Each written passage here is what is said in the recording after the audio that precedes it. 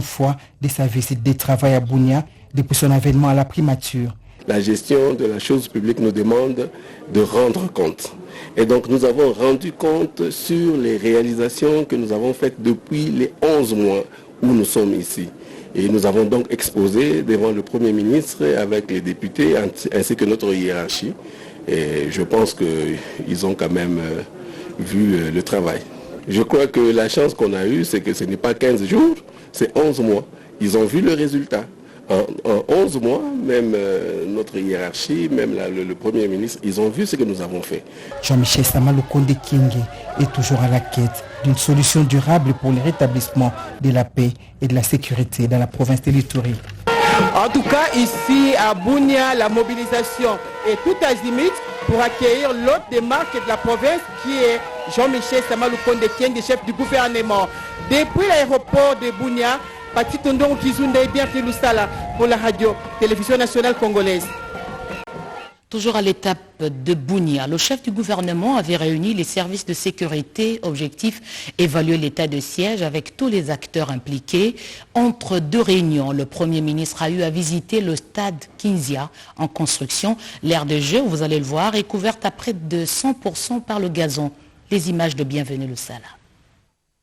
La visite du stade Kinzia dans la commune de Nyakasanja, à plus ou moins 8 km du centre-ville, a constitué la première étape de la mission du Premier ministre Jean-Michel Samalukonde Kyenge à Bunia. Les travaux de ces stades sont exécutés par la société Sino Hydro, suivant les normes et standards de la FIFA. La visite de cette infrastructure sportive s'est faite en compagnie du ministre des Sports Serge Kondé, de la communication et des médias Patrick Mouyaya, des infrastructures Alexis Guissaro et d'autres membres du gouvernement. L'aire des Jeux, revêtue de la pelouse synthétique et toutes les autres installations du stade couvrent les travaux effectués à 97%.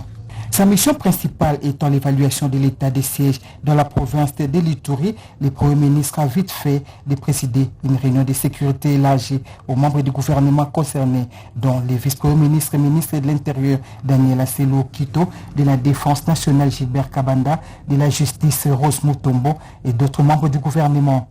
C'est sur une note de satisfaction que s'est clôturée l'évaluation de l'état des sièges. Conclusion du gouverneur militaire Johnny Luboyan Kachama. Toujours à la recherche des éléments d'évaluation, le Premier ministre a pris langue avec la communauté des humanitaires. Les massacres à répétition perpétrés par les groupes armés a pour conséquence les déplacements des populations. La présence du Premier ministre Jean-Michel Samalukonde Kyenge en Ituri, c'est aussi pour examiner comment résoudre ces problèmes liés à l'alimentation, au logement, à la reconstruction des infrastructures détruites par ces forces négatives.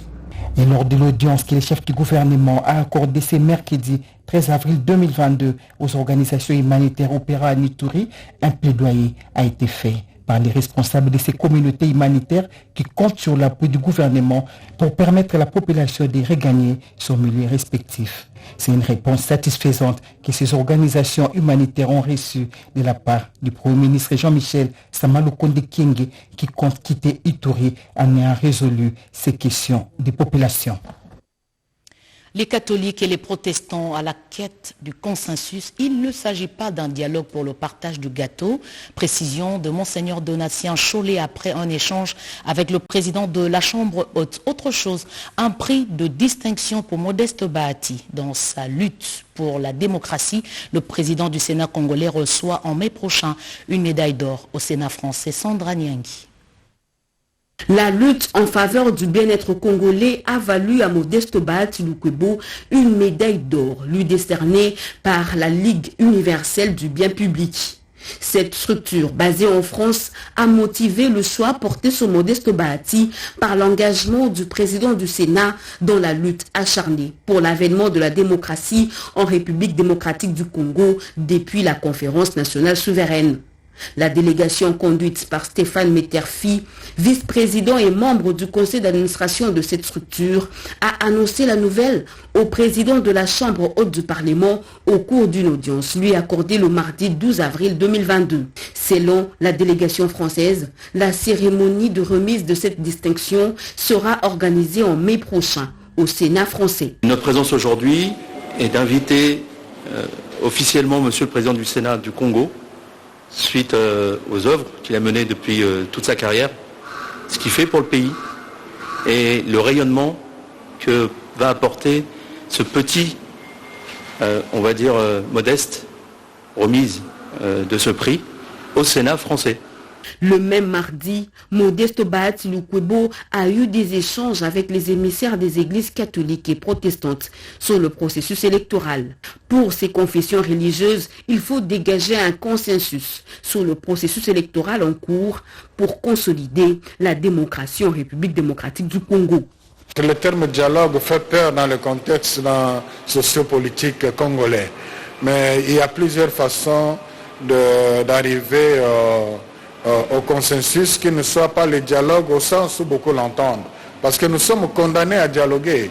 Et donc, il faut nécessairement passer par le dialogue, mais pas le dialogue pour partager le pouvoir. Mais on peut dialoguer sans être sur une même table.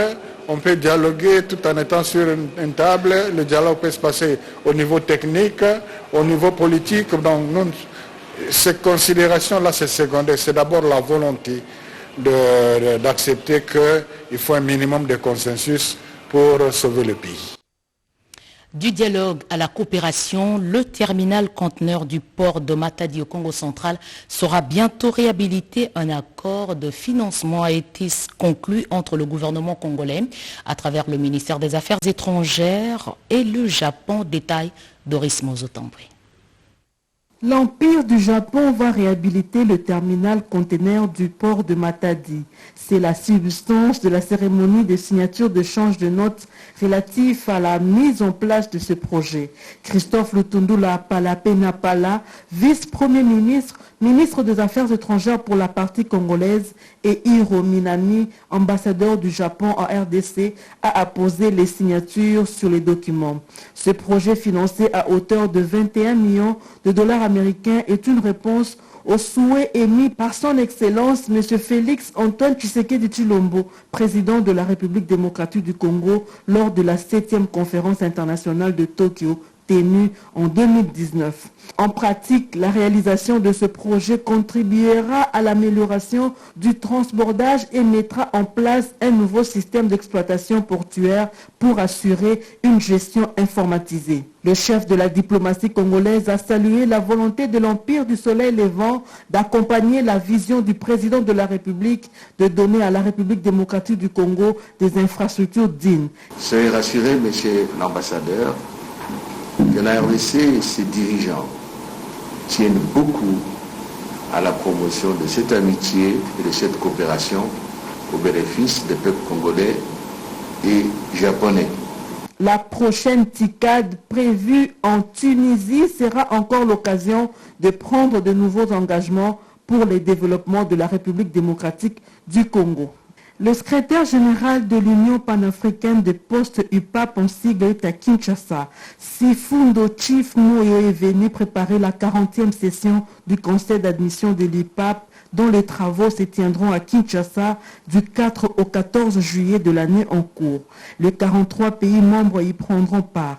Il était de bonne loi pour Sifundo Chief Moyo d'en discuter le contour avec Christophe Lutundula Palapena-Pala, vice-premier ministre, ministre des Affaires étrangères et de la coopération internationale.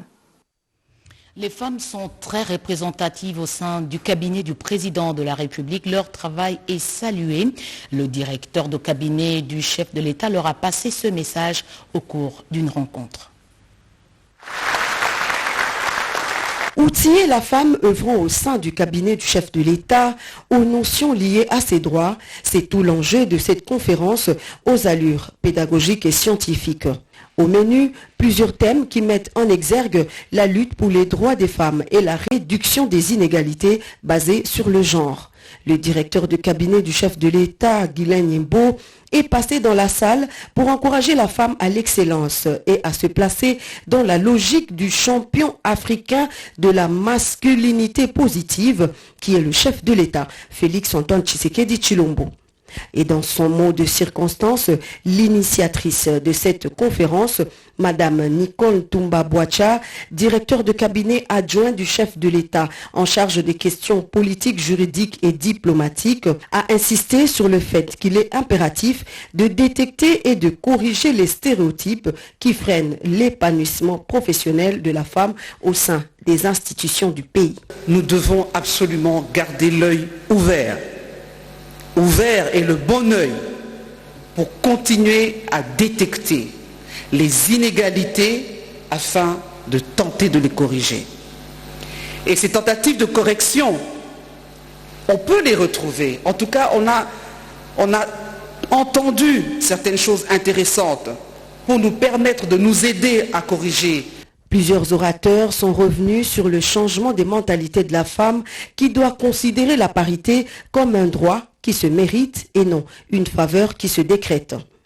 Bien que le tableau reprenant le quota de la femme au sein des institutions ne soit pas reluisant, Madame Nicole Ntumba-Boacha promet de faire un plaidoyer auprès du garant de la nation en vue de briser le plafond de verre. La représentativité est très très faible, de la femme je veux dire, est très faible. Mais quand on a la chance d'avoir un président de la République, chef de l'État tel que M.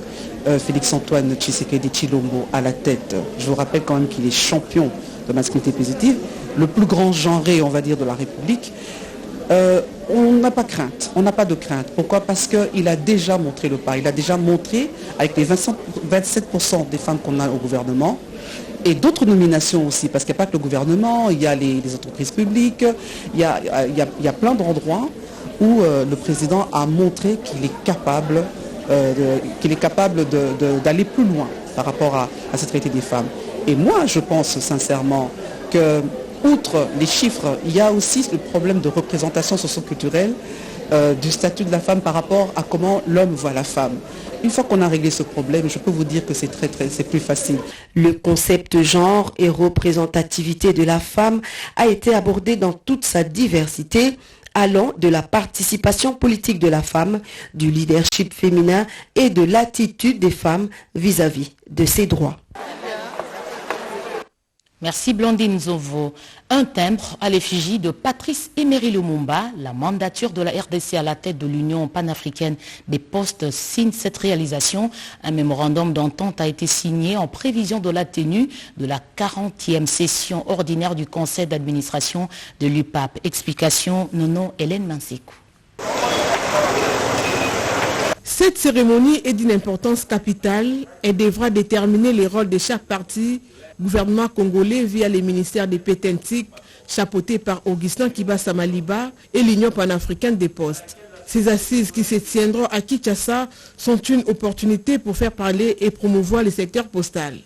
À mes chers postiers, durant mon mandat, j'ai la fierté d'avoir accompagné l'impression du timbre à l'effigie du Premier ministre, Patrice Emery Lumumba, de mémoire, la rédaction du tout premier code postal de la République démocratique du Congo, la mise en place d'une plateforme de e-commerce et bien d'autres projets présents et à venir.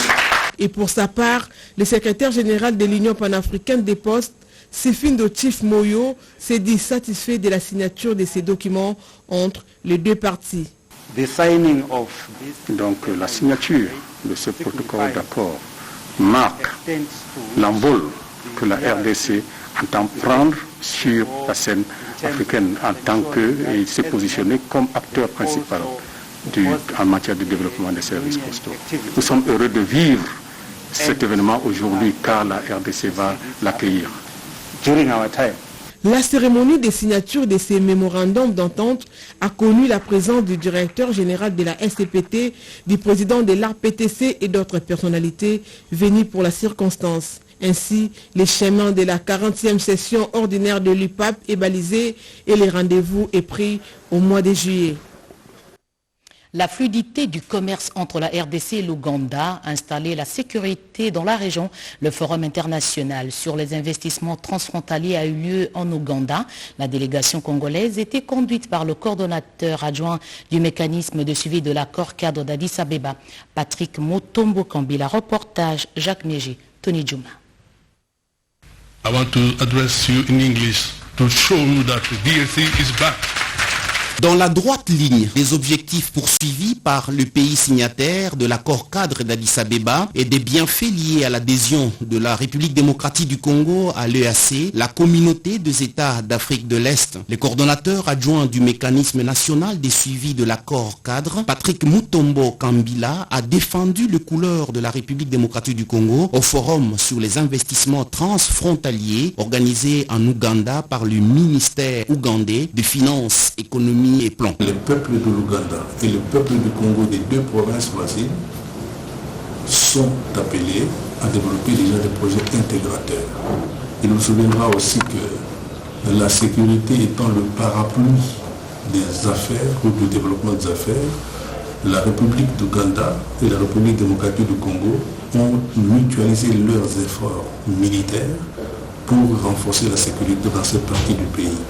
Donc nous sommes inscrits dans la volonté politique des deux chefs de l'État, le président Museveni et le président Tshisekedi, qui tiennent à développer les investissements transfrontaliers, qui tiennent à rendre fluide le commerce entre nous et, in fine, installer la stabilité et la quiétude entre les peuples. Plus de 1000 opérateurs économiques venus de différents horizons du monde et désireux d'investir dans les projets transfrontaliers entre la République démocratique du Congo et l'Ouganda étaient présents à ces rendez-vous d'affaires. Étaient également présents les délégués de la société civile venus de Goma, dont l'ONG Action communautaire pour la lutte contre la pauvreté à Kopa et du gouvernement provincial de l'Ituri, soutenant la volonté politique du président Félix-Antoine Tshisekedi Tshilombo qui fonde l'avenir de la stabilité régionale sur le projet intégrateur. Avec les 9 pays voisins, le coordonnateur adjoint du mécanisme de suivi, Patrick Mutombo, n'a ménagé aucun effort à présenter de façon on ne peut plus claire les opportunités d'investissement en République démocratique du Congo. 320 délinquants en route vers Kanyama-Kasese.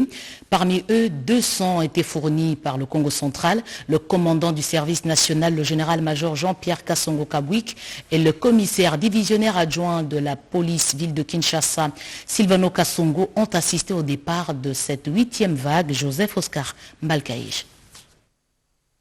Mise en place terminée au commissariat provincial de la PNC. 320 inciviques communément appelés Kuluna, parmi lesquels 200 bandits urbains venus du Congo central ont été acheminés à Kinshasa. Destination finale, Kanyama-Kasese via l'aéroport international d'Njili où un avion affrété les attendait. Plusieurs provinces, notamment les Haut-Katanga et celles de l'espace Grand Kassai, sont concernées par ce phénomène. L'opération d'évacuation des Kuluna, initiée par les commandants du service national, le général-major Jean-Pierre Kassongo Kabwik, va inexorablement passer par là.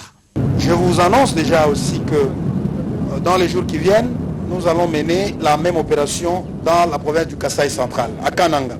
Et cette opération concerne les jeunes qui ont servi autrefois dans le mouvement insurrectionnel appelé Kamwina Sapo.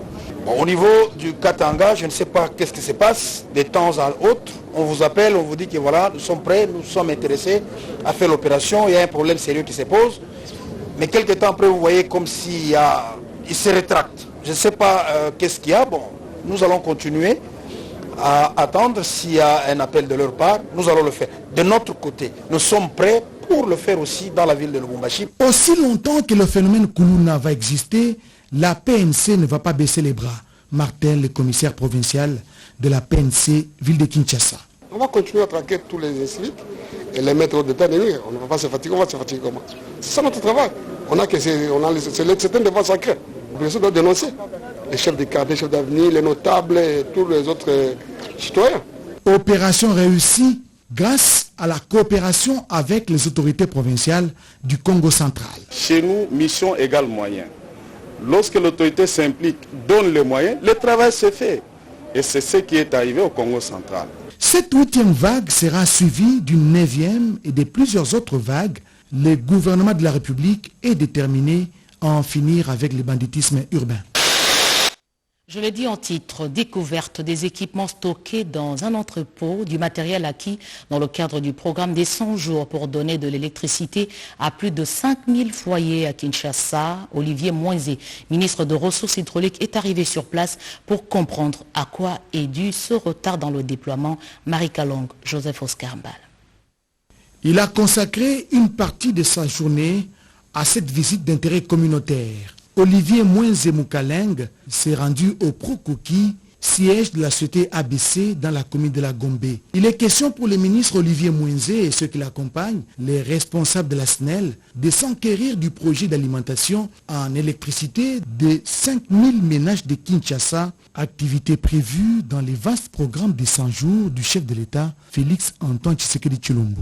Plusieurs transformateurs et leurs accessoires sont stockés à cet endroit. C'est un projet qui vise à alimenter 5000 ménages dans la ville de Kinshasa et donc qui va permettre de résoudre les problèmes d'approvisionnement en électricité pour de nombreux Kinois et permettre aussi une réduction un petit peu du délestage et une amélioration de la qualité d'électricité qui va être remise aux Kinois d'une manière générale. Et donc il était important que nous venions directement à la source pour savoir où sont les problèmes. Le matériel est ici, le matériel est prêt à être déployé. Ce projet a pris du retard dans son exécution, ce en dépit de l'arrivée depuis quelques mois de tous les matériels. Il y aura moins de délestage à Kinshasa, mais aussi dans l'espace Katanga. La SNEL dit avoir remplacé les flexibles du groupe 26 à Inga. Ces assurances sont données par les ingénieurs de cette entreprise. Reportage Yvette Makontima, Cédric Keninambo. C'est le bout du tunnel. L'on s'achemine vers une issue heureuse avec les travaux des remplacements des flexibles cassés par de nouvelles flexibles de la turbine du 6e groupe de la centrale hydroélectrique d'Inga 2, appelée G26. Après le vidange d'eau dans la turbine, l'une des phases la plus cruciale de ces travaux, les techniciens de la SNEL SA ont entamé la seconde étape des remplacements des flexibles. Un travail titanesque qui nécessite beaucoup de soins. Il y avait un défaut sous le réseau. La machine a déclenché, nous l'avons remis, mais pendant qu'on montait en charge, on a auditionné un bruit anormal sur la machine. Nous sommes descendus, on a regardé, on a vu qu'il y a 3 flexibles qui arrosent le joint d'arbre qui ont pété. Ce joint est très important. S'il n'y a pas d'eau qui arrose ce joint, il peut brûler, il peut gripper. Nous avons demandé qu'on puisse rapidement arrêter la machine. C'est ça qu'on a fait. Nous devons remplacer les 3 flexibles qui ont cédé sur le groupe G26. Les travaux ont commencé il y a 2 semaines, mais les travaux ont duré. C'est parce que pour ces travaux ici, il faut d'abord bâtarder la machine, vidanger la machine, afin d'accéder aux flexibles qui arrosent le joint d'arbre. On a vidangé ce groupe depuis hier et ce matin, on a commencé à démonter les pièces pour accéder aux flexibles qui ont cédé. Tout s'est fait pour la remise rapide sur les réseaux des 150 MW du G26 pour pallier au délestage constaté depuis le 26 mars dernier dans la ville de Kinshasa et dans l'espace Grand Katanga. L'ANEP organise le vendredi 15 avril 2022 de 10h à 14h au chapiteau de l'hôtel Pullman un dîner-débat sur le thème « Les objectifs et priorités des missions de l'IGF dans les établissements publics et entreprises du portefeuille membres de l'ANEP ». Ce dîner-débat connaîtra l'intervention de l'inspecteur général des finances, chefs de service. Ils sont conviés, les membres des conseils d'administration des établissements publics et entreprises du portefeuille, les directeurs généraux adjoints, les directeurs financiers, les commissaires aux comptes, les trésoriers, les chargés de fiscalité, les conseillers juridiques. Pour les modalités de participation à cette activité, vous êtes priés d'entrer en contact avec le secrétariat exécutif de l'ANEP, 6 avenue Le Collet, numéro 36C, commune de la Gombe. Ce communiqué porte la signature de l'administrateur secrétaire exécutif Patrick Ngoulou. Le travail abattu par l'IGF dans le contrôle des finances publiques et la lutte contre la corruption trouve de l'écho à Paris en France.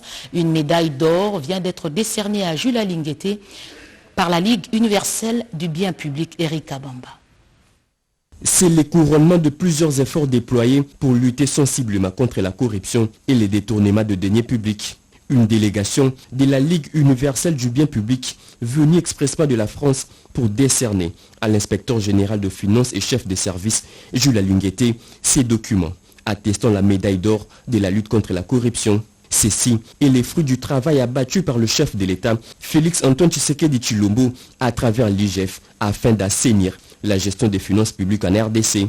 Ému par cette reconnaissance, Jules Alingueté a loué la volonté du chef de l'État qui est le vrai planificateur de cette lutte qui porte déjà ses fruits. Au nom de son Excellence, Monsieur le Président de la République, chef de l'État, l'artisan principal, le planificateur et les stratèges de la lutte contre l'impunité déclenchée en RD Congo, nous leur disons merci. Pour le président de cette délégation française, la RDC aujourd'hui véhicule une autre image dans la lutte contre les détournements des deniers publics. Ce choix, c'est le travail et l'image extérieure du pays qui nous a séduit dans cette démarche et le courage qui a été fait par le Congo d'impliquer et de mettre en place cette politique d'anticorruption et pour donner une image de l'Afrique à l'extérieur, une vraie image autre que celle qu'on entend des fois chez nous-mêmes en France. Au terme de cette rencontre, une invitation a été remise à l'IGF pour qu'elle prenne part au mois d'octobre prochain en France à la remise officielle de cette médaille d'or. L'UDPS veut remettre de l'ordre dans ses rangs. Le secrétaire général du parti présidentiel s'est entretenu avec le collectif des présidents cellulaires de Kinshasa au centre la redynamisation et mettre un terme au désordre. Alain Bikaï. Plus rien ne sera comme avant au parti d'Etienne Tshisekedi Mulumba. Le secrétaire général de l'IDPS était avec le président cellulaire de cette formation politique pour leur donner les orientations et les instructions pour la gestion efficiente de ces partis à la base. Tout membre de l'IDPS sans distinction doit être identifié dans sa cellule et la nouvelle carte du parti sera octroyée qu'aux membres enregistrés à la base. La base, c'est la cellule. Ce n'est pas au niveau des amis d'Augustin Kabouya ou les amis de Félix Tshisekedi, non. L'adhésion se fait au niveau de la base. Tokopesa lisusu bakarte ndenge topesaki yango wana te. Ezala totambolaka no butu moi. Ezala ngai moko na kokende kozwa carte na ngai ya membre na cellule de résidence na ngai. C'était aussi l'occasion pour les numéro 1 de l'IDPS de mettre les troupes en ordre de bataille pour les échéances de 2023. Les gestionnaires de ces partis à la base ont été également sensibilisés sur la loyauté au chef de l'État, la tolérance et l'unité au sein du parti. Pour couper court à la campagne d'intoxication menée par certains membres de l'IDPS contre les chefs de l'État, une équipe est mise en place pour identifier tous les membres exerçant un travail pour les comptes de ces partis au sein des institutions de la République, a annoncé le secrétaire général de l'IDPS. Test de recrutement et d'évaluation des candidats pour embauche à la DGRK entendait Direction générale de recettes de Kinshasa. Plus de 150 personnes ont passé ce test organisé à Kinshasa, précisément à l'ISC Gombe. Reportage de Rodé Panda. Mieux, plusieurs centaines de candidats dans la salle de l'ISC Gombe pour passer le test d'évaluation organisé par la Direction générale des recettes de Kinshasa DGRK pendant 2 heures. Les candidats privilégiés sont des stagiaires qui ont réalisé 8 mois de stage à la DGRK. Le directeur général de la DGRK, le professeur Félicien Kouloutantoulam, rassure du sérieux de ces tests qui se déroulent dans l'anonymat avec un code. 2 heures après, le plus rapide, on finit le travail. Le concours s'est fait sous forme d'anonymat, c'est-à-dire qu'on a caché les noms de celui qui passe son concours et ceux qui vont corriger dans l'anonymat. Et quand on va décoder, on va mettre le code dans l'ordre et c'est dans l'ordre des méritants qu'on va prendre selon l'effectif que le gouverneur nous a autorisé de prendre. Nous, à la DGRK, nous sommes vraiment respectueux des textes. Pour engager les gens, il faut qu'ils passent les concours, il faut qu'ils passent les textes. C'est pour cela aujourd'hui, ils passent leurs tests, ils sont là, ils sont venus, parce que ceux qui vont satisfaire seront engagés. À sa création en 2008, la DGRK avait recruté 1000 personnes. 14 ans après, sur recommandation de l'autorité provinciale de la ville de Kinshasa, le directeur général de la DGRK vient de relancer un nouveau recrutement. Il faut préciser que le premier lot de 150 meilleurs qui seront embauchés seront affectés et déployés pour les services de la télédéclaration et télépaiement par l'usage des terminaux de paiement POS afin d'atteindre facilement les assujettis se trouvant dans les zones dépourvues de guichets avancés de banques partenaires. Il faut noter que cette initiative rentre dans la politique du gouverneur de la ville de Kinshasa, Gentile Ngobila, qui tient à combattre le chômage en donnant de l'emploi aux jeunes Kinois.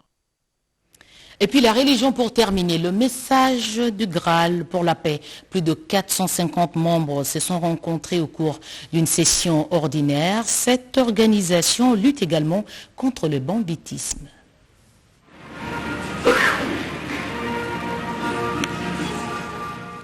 Ils se sont réunis en général extraordinaire le dimanche 27 février, les membres de l'association sans but lucratif Message du Graal. Plus de 400 membres présents ont passé au peigne fin le parcours de leur mouvement confessionnel dont l'importance et l'aura ne sont plus à démontrer en République démocratique du Congo au regard des valeurs morales qu'ils prônent. Les différents messages à valeur spirituelle élevée qui sont diffusés militent pour la paix et la probité morale. Ils concourent à mettre fin à la corruption, au détournement des deniers publics, à la prolifération de groupes armés. Cette implantation réussie depuis des décennies est tributaire, entre autres, à Innocent Ndangempia, le président représentant légal. Ce dernier a vu son mandat être reconduit par la quasi-unanimité de membres pour les 5 prochaines années. Les différents membres lui ont exprimé leur gratitude pour sa magnanimité et générosité, lui qui a mis à la disposition de l'ASBL une partie de sa concession appelée Zamba Ndangué et a initié et financé une grande partie de travaux de construction d'un immeuble qui sert de temple pour adorer le Créateur. Visiblement ému par cette marque de reconnaissance, Innocent Ndangempia n'a pas su taire son émotion. Il a remercié le chef de l'État et le Premier ministre. Ce journal est terminé. Madame, Monsieur, merci de l'avoir suivi à travers le monde. Retrouvez demain à 20h. Sandra Nyangitabou. Bonne soirée à toutes et à tous.